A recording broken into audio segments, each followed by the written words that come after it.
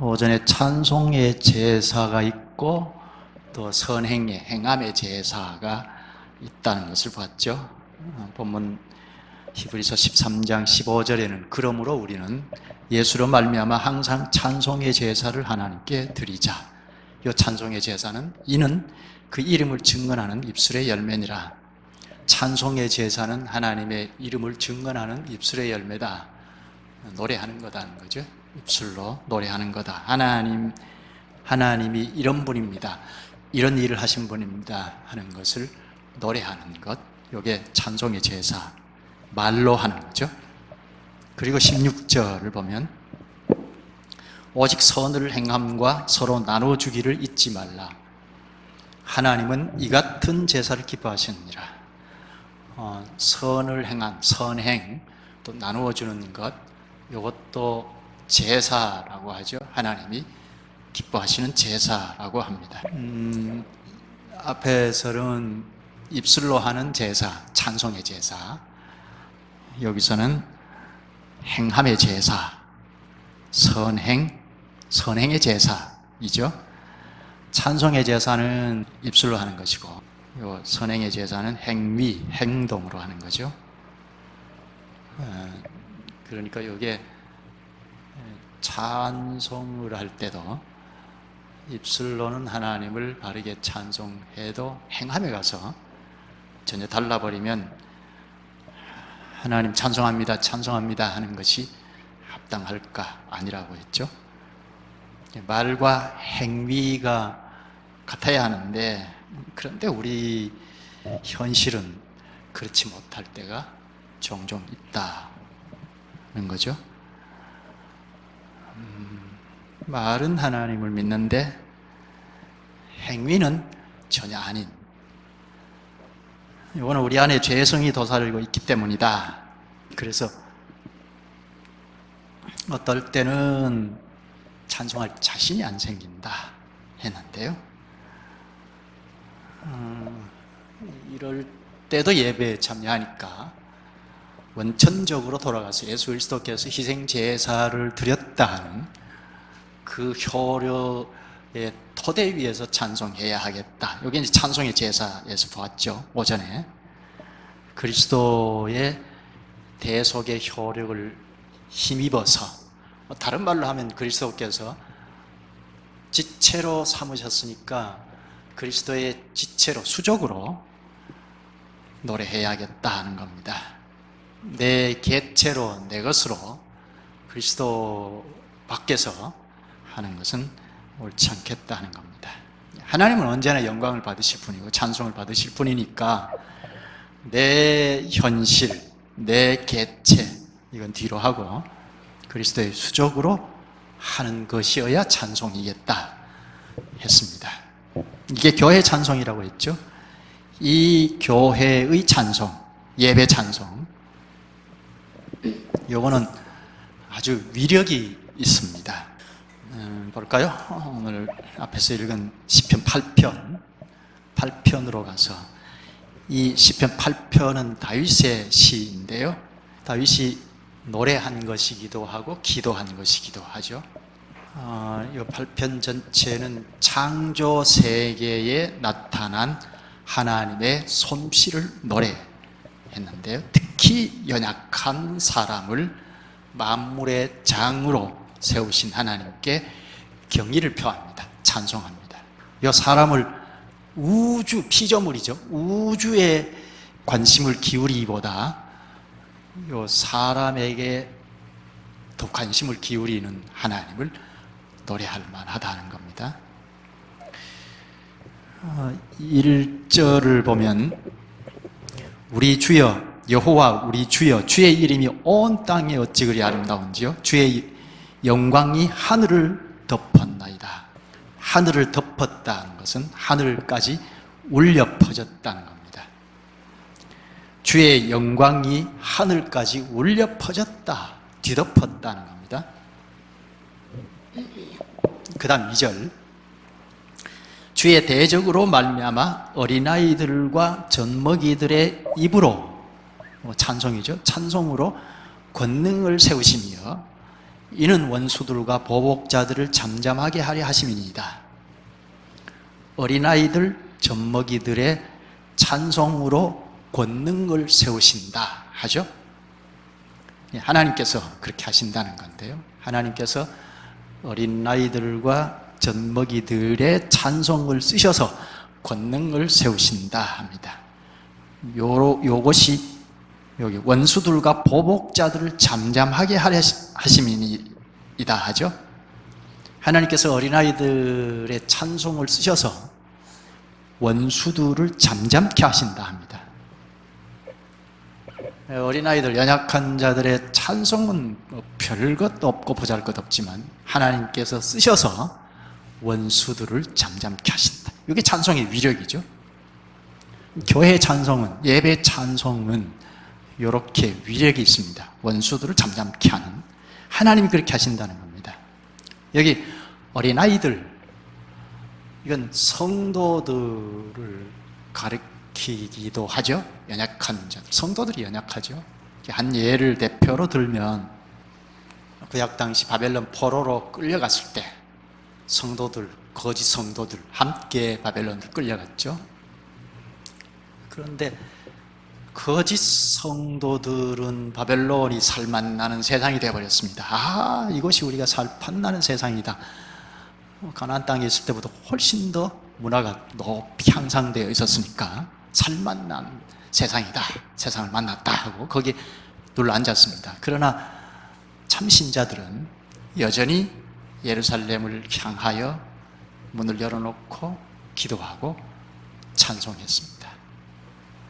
이 거짓 성도들이 볼 때는 이 사람들이 참 어리석기 짝이 없습니다. 아, 이렇게 살기 좋은 세상에 왔는데 여기서까지 울면서 예루살렘을 향해서 찬송하고 기도하고 할 필요가 뭐가 있느냐 하고 조롱을 합니다.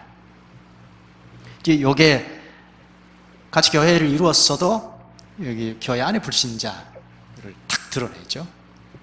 교회 안에 참신자들은 포로 생활을 하고 있으니까 뭐 맞대응할 힘도 없고 대응할 가치도 없고, 그러니까 예루살렘을 향하여, 즉 하나님을 향하여 찬송할 뿐입니다. 근데 교회 안에 불신자들이 조롱할지라도 거기에도 맞대응할 힘은 없고 하니 오직 주님을 노래하고 찬송할 뿐입니다.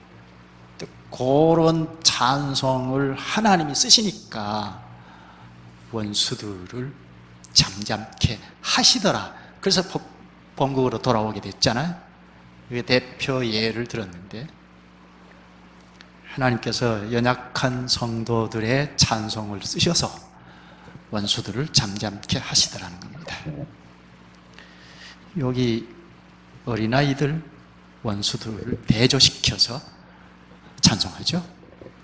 오늘날도 마찬가지입니다.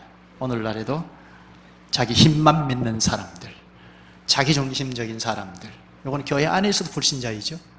자기가 최고, 자기 중심, 내가 하는 이런 사람들은 이 연약한 자들, 오직 주님 앞에 기도하고 찬송할 뿐인 자들을 조롱하죠. 꼭 그렇게 믿어야 하나? 꼭 말씀대로 산다고 되나? 그런 사람들. 그래서 참신자를 아주 조롱하고 바보 취급합니다. 바보 취급하죠. 그러나 참신자들은 여기에 대항할 힘이 없습니다. 뭐 힘이 있다 해도 대항하지 않겠지만, 다만 어린아이들처럼 하나님 앞에 나와서 찬송할 뿐입니다.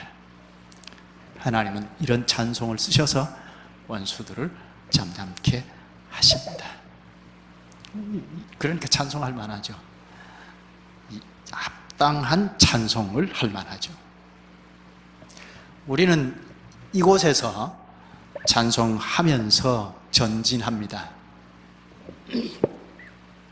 이렇게 전진해 나가다가 장차 모든 원수들이 그리스도의 발 앞에 복종할 그때까지 찬송하면서 갈 겁니다.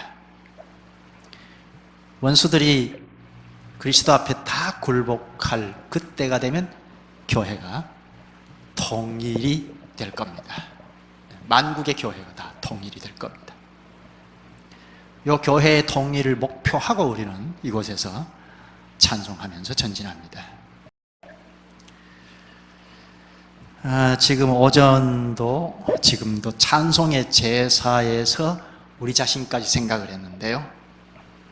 이 찬송의 제사는 영원한 하늘나라에 이르러서도 부릅니다. 한 곳을 찾아보시죠. 요한계시록 4장입니다. 요 4장에서는 영광의 나라에 들어가서도 경배송을 하는 것을 말하는데요. 4장 10절을 보십시다.